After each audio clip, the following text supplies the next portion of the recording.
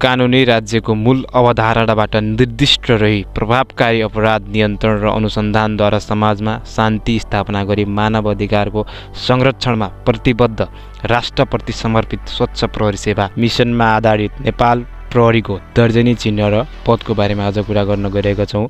भिडियोलाई कम्प्लिट रूपमा हेरिदिनु होला र कुन दर्जनी चिन्हले कुन पद जनाउँछ भनेर आजको भिडियोमा तपाईलाई कम्प्लिट रूपमा मैले सिकाउने छु।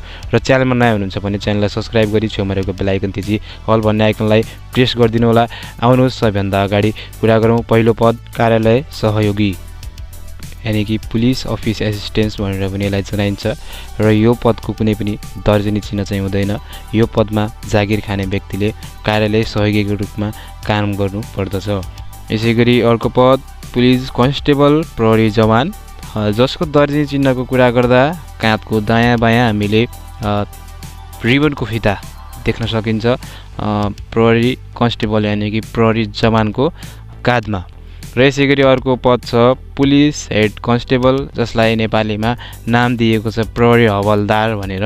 यसको दर्जनी चिन्हको कुरा गर्दा हामीले प्रहरी हवलदारको काँधको दायाँ बायाँ 3 धर्के रिबनको फिता देख्न सकिन्छ। प्रहरी हवलदार। यसैगरी अर्को पद छ, यो पदलाई हामीले एएसआई भनेर पनि चिनिने गर्दछ, जसको अङ्ग्रेजीमा नाम हुने गर्दछ assistant sub inspector of police प्रहरी सहायक निरीक्षक। यसको दर्जनी चिन्हको कुरा गर्दा काँधको दायाँ बायाँ एउटा तारा देख्न सकिन्छ।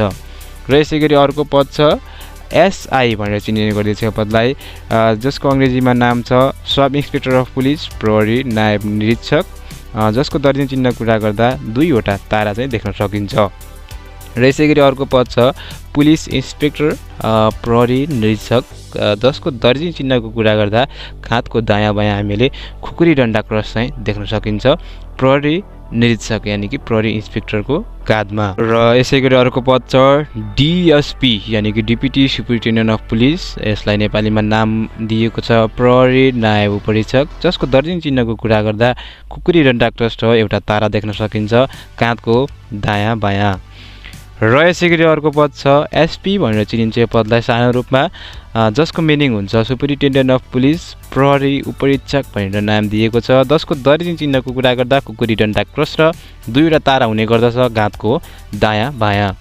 र यसैगरी अर्को पद छ एसएसपी भनेर चिनिने गरिन्छ यो पदलाई, जसको अङ्ग्रेजीमा मिनिङ दिएको छ सिनियर सुपरिन्टेन्डेन्ट अफ पुलिस प्रहरी वरिष्ठ उपरीक्षक, जसको दर्जनी चिन्हको कुरा गर्दा खुकुरी डन्डा क्रस र 3वटा तारा हुने गर्दछ काँधको दायाँ बायाँ।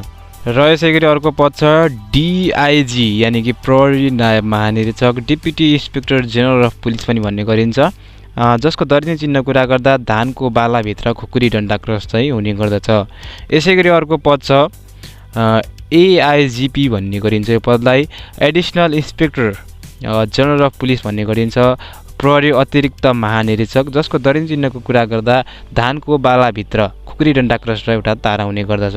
र हाम्रो अन्तिम पद छ आइजिपी यानी कि प्रहरी महानिरीक्षक, जसको दर्जनी चिन्हको कुरा गर्दा खुकुरी डन्डा क्रस धानको बालाभित्र हुने गर्दछ भने 2वटा तारा हुने गर्दछ आइजिपीको काँधको दायाँ बायाँ।